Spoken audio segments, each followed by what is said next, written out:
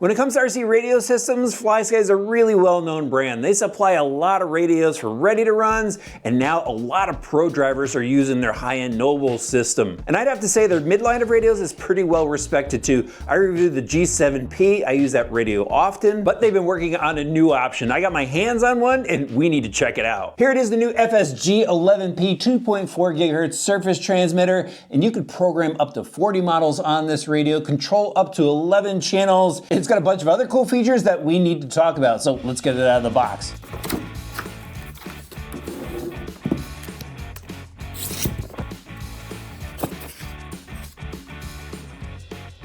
Here's what you get inside the box, or I should say box and case. So this is a styrofoam case that you could reuse to transport and just safely store the radio system. Here's the radio itself, which I'm going to show you more in just a little bit, but I want to show you what comes in this little black box inside the case. So you're going to get a screen protector, awesome. You get a quick start guide, some additional springs in case you want to adjust the spring tension of the wheel, 2 little set screws. This might be for some stops for either the steering or the throttle. Couldn't find that out. You get a USB-C cord that'll help you charge it up. You get one of their highly functional receivers here. This is the FS-R11P, and it doesn't have the SVC from what I could tell. I think that's a different receiver. You get an additional grip. So I think this one might be a little smaller, again, just to adjust your grip. And then you get the aluminum handle, which I've seen for the Noble.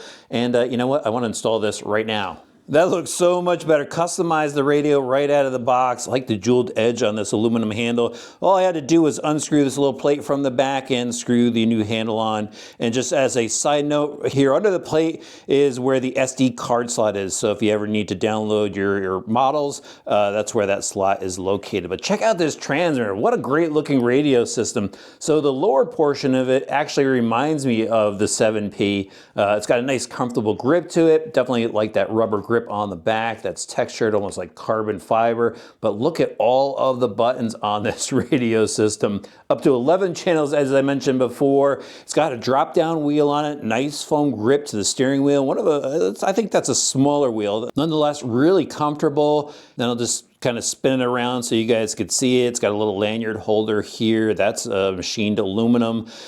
These little slots right here and up front, those light up. I'll show you that in a minute. Got some more carbon fiber texture. They were nice enough to engrave mine with the RC Driver Online logo. So the trigger, you could actually adjust that too. There is the screw and you could adjust the span. So if you got a smaller finger, you could slide it down like that and it just have better access to the brake. Looks like they have a spring adjustment for the throttle. I know they also have a spring adjustment for the steering wheel. And again, they have the different springs, but check out all these buttons. So this seems like maybe a momentary switch. We've got some toggle switches, some digital trim switches. This is a push button here. This one is a full motion switch. Another toggle switch, a push button switch. And then we've got kind of like a trim dial switch here, 3-channel switch. So you've got lots of options depending on what accessory you want to run with your model. Probably gonna be really good for the crawler guys, tanks, the semi-truck driver guys, even construction equipment. But this is gonna be a radio system for everybody. Bashers, crawlers, you could probably even race with this. I'd be into trying that. But here are your main buttons. Toggle like swash plate here, this your power button, which is also your back button I found out. And then these buttons are for more accessory options. The other thing I wanted to show you is it doesn't come with a battery. So you could either put in these 18650 batteries. Thank you, Armhook, for including those with the voltage a while back. Still had these lying around. Or you could put a lithium polymer battery in if you wanted to do that. All right, now let's get this thing fired up. And to do that, you just have to hold down on the power button. You get a neat little chime. And it wants to know if you want to set the fail-safe. We'll say no for now.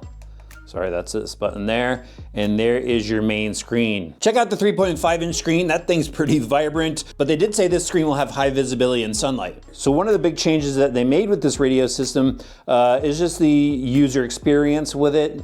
From what I gather, you'll be able to set all these different boxes of what you want to see when you first fire up the radio system. You'll be able to set up your sensors. Oh, I keep forgetting the power button is the back button. I got another radio system to get used to. So you quickly push down on the center button and that's where you go and gain access to all the different functions. So you've got your basic settings and that's your reverse, endpoint, steering trim, dual rate, channel speed. Let me slide all the way down here. They even have a cruise feature in there. That's pretty cool. I want to try that out. That's probably for crawlers. Let me go back. You got your channel auxiliary that you could just set all your different functions. Again, up to 11 different channels here. We'll go back again, assign. This is how you go and assign what you want those switches to do. And they even have mixing. So this will be cool for four-wheel steer guys, track guys, meaning tanks, drive mix and brake mix, a bunch of other that you could program yourself. Timers. So this, I actually found a little bug in the timer and they said the software update is almost ready. When you hit start on this, it says powering off or something. Let me see if I could get that thing going. Shutting down, that's what it says. But that'll actually be fixed. Don't worry about that. They're already on it. And it's just cool that they got a timer in there. You could set up your sensors, again, display sensor, speed, distance, so everything that they've had before, even GPS. Back out of that. You can set up all your different models, again, up to 40. You can set up all the different receiver options, even iBus, ESC set. Go into system, there's some calibration features. Firmware update, definitely gonna need to use that one for this transmitter. Again, I don't think you guys are gonna have to worry about that. This is just a pre-production radio. SVC, that's their stability control using one of their gyro receivers. And they even have a beginner mode. So if you wanna go and tether this to another radio system to help someone learn how to drive, you'll be able to do that with this radio too. Pretty cool for a mid-level radio. Again, oh, there are the blue lights that I was telling you about before. It's of course set up with their AMP protocol, and it features dual antennas for better signal stability. This radio is pretty well loaded up. Okay, one more thing. There's actually gonna be 3 language versions available. So for North America, it's gonna be English and Chinese, Europe, English, German, and French, and in China, it'll be Chinese. Now, I was just going over it, the feel, the functionality and everything, and I noticed that the drop down is actually screwed on, and when I took it off, there was pins behind it rather than a connector, which I thought was absolutely awesome, really easy to swap out if you ever need to. But the only thing is you can't make it left-hand drive. And with that pin setup, it would have been the perfect thing. I mean, the mount is almost the same, but you can't do that. So left-handed guys, you might have to reach over it like you normally do with it if you want to grab this radio. But I definitely like the grip and the feel of the drop-down wheel. You know what? I want to head outside right now and let's just see how responsive this radio is. All right, guys, got the radio system installed. Check this out. It actually talks to you. I don't know if you heard that. It says midpoint trim. Anyway, that's cool. I think you could adjust those features if you want it on or off. I will say the startup tone needs to be a little bit more manly, the little ding, ding, ding. I don't know about that. Anyway, let's get a feel for this. Just threw it in the old Outcast, only on 3S. Man, I love this truck. All right, so the throttle feel is actually really good. I mean, really on point, actually. Smooth response, and I mean that's a stock truck there with the stock electronics. So actually, let's go in. Oh, nice, that's raining out. Good, always good. Let's go in here and mess with basic set. Let's do the endpoints. I didn't set this to full throttle. So turn that up. Go up from here. There we go. So that's how you go up. Oh boy, now I have more throttle out of that. That's good. Didn't set the steering yet though. Actually, the steering's working well. Gotta jump it. I need to feel the steering response a little better. Let's go off this hill, jump it off of this. Man, I like the feel of the radio. I mean, it's balanced. It's not too heavy with the 18650 batteries in there, so you're not gonna get fatigued.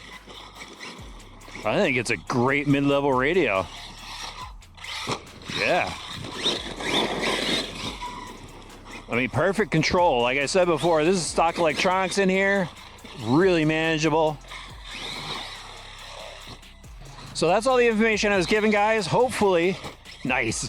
Hopefully this helped you out. Definitely a great release from FlySky. These guys are killing it.